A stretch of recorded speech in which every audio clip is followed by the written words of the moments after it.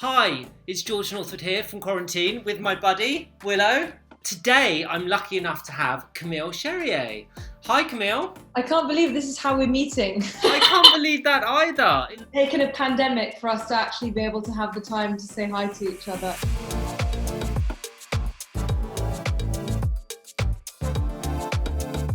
So, Camille, tell me what's going on with your hair at the moment. You say it's a bit heavy at the root. I mean, as you can tell, it's really desperate for a haircut, but I'm just really surprised at how kind of heavy and thick and almost greasy it feels. And I haven't changed anything in my routine, so I don't really understand what's wrong. Okay, well, firstly, I think this is a problem that I think a lot of people have, and I've managed to completely change people's hair with this. I call it hair dysmorphia, where you're shopping thinking my hair is so much worse condition than it actually is. So you buy a really rich shampoo, conditioner, mask, and before you know it, you're loading your hair up with all this heavy product when actually, which is fine, but like your skin, you put too much on your skin, too heavy moisturizers, you end up with a breakout, whatever. So I think you need to get a deep cleansing shampoo and get it really squeaky clean, because you've probably got a bit of a build up on your hair. And I think also, like you say, you do really need a cut, which I'm going to come on to, but also if you're also not got colour on your roots, it's actually going to feel a lot more heavier. No, I've had it coloured for so long that I've now forgotten what it feels like without, so...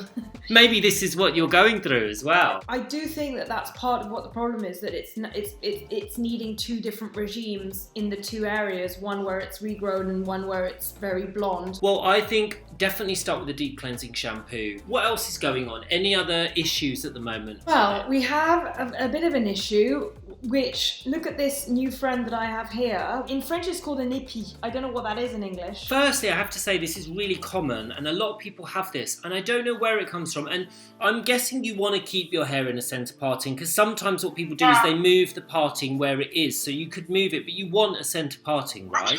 I've tried moving it and having it more where it is, and it just doesn't look right. The best way to manage that is from wet, part it exactly down the middle and force it to go where you want it to go, and then dry it and kind of, you know, and I really recommend these. They're like clips and they are... Oh yeah. They're really good. And what you could do, and I do this a lot on shoots and stuff, so if I'm working sort of a red carpet thing and I want the hair to stay a certain way, is you'd put it in the middle part and the bit that's stubborn, put it in the right place, and then put this clip. If you just put it on for say even 10-15 minutes, it will really train the hair to go that way. So that's a really good tip. It does really need a good cut. And I did want to speak to you a bit about this. It's like, I'm really interested to talk French girl hair with a French girl. Is it kind of really a thing that French girls are quite religious about their haircuts? Oh my goodness. We have the same hairdresser from when we're sort of teenagers all the way throughout our whole life. I've noticed sort of a French girl, she'll kind of own her same look anyway, so she'll kind of get a look that works for her and she'll kind of keep it that way, because it's about being individual and just kind of embracing what you've got almost, right? Exactly. The French myth is that everybody's always trying to recreate it, and they come up with these like, you know, like, oh, like this is how to tong your hair to make it look like a French girl, or this is French girl makeup. It's actually like, no, like it's about like maintaining what you've got and making sure that you're really looking after it. Yep. But not overly enhancing it on a day-to-day basis. I get that, for sure. Oh, look, the dog is here. There she is. She's interested in French girl hair. She's got better hair than me, that's for sure. She's like, Daddy, you haven't taken me out today. I'm like, after YouTube. When your hair's at its peak, what do you do to get that kind of cool French girl hair that you have? Not much. It's honestly having a really good shampoo, having a really good conditioner or mask. Once I'm out the shower, I don't blow dry it. I just brush it out, then dry it a bit more, and then comb it with my fingers and just let it air dry. Despite everything I've said about being effortless in French, I actually really like the way American girls have been doing that very carefully parted and sleeked back bun, and that you wear it like with like a tank top and a blazer, and it just makes you look quite put together. And I just think at the moment, because we're working from home and have got an insane amount of like these Zoom meetings. I know, it's just relentless. You're looking at yourself. You end up seeing yourself, and you just do not want to be confronted with your front-facing image that many times in a day, because you end up overthinking about things you just never really worry about normally. That's a really interesting point.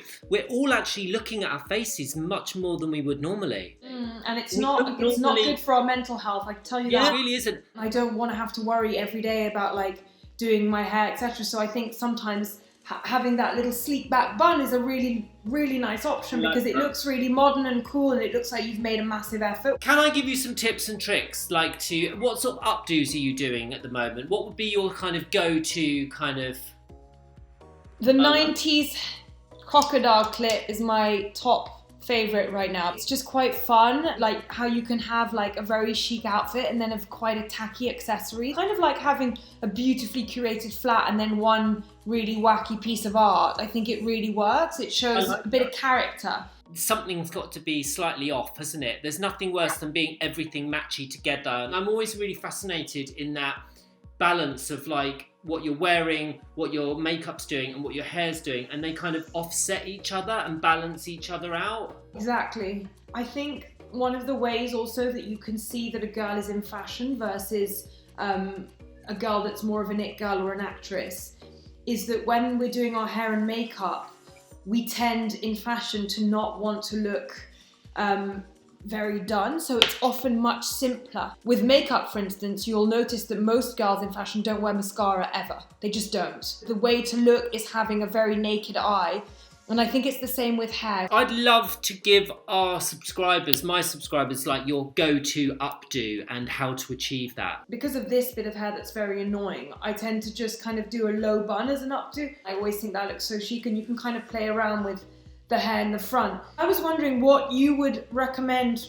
putting on the hair for it to feel a little bit more polished. You know, like when girls do it and it almost looks like it's got like product in it. Yeah, totally. Well, firstly, if you want it slick, and this is what I do if I do a lot of those red carpet buns, is I'll make sure the parting's right in the middle. I'll get it perfect, dry it, and almost...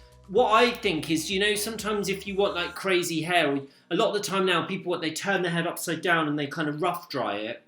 Actually, the rough drying is as important as the blow drying. So almost from wet or dry it a bit, just be kind of putting it in the shape that you want. So kind of dry it in the middle. And so you're kind of drying it quite slick and get it dry. And then once it's dry, sort of tie it at the back, wrap it in your low bun. But then I like to use a product called Kiehl's Cream with Silk Groom, and it's basically like a little cream. You'll put like a pea-sized amount in your hand. You'll do this.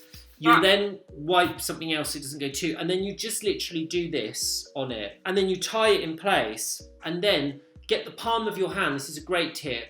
Is spray some hairspray in the palm of your hand, and then go like that.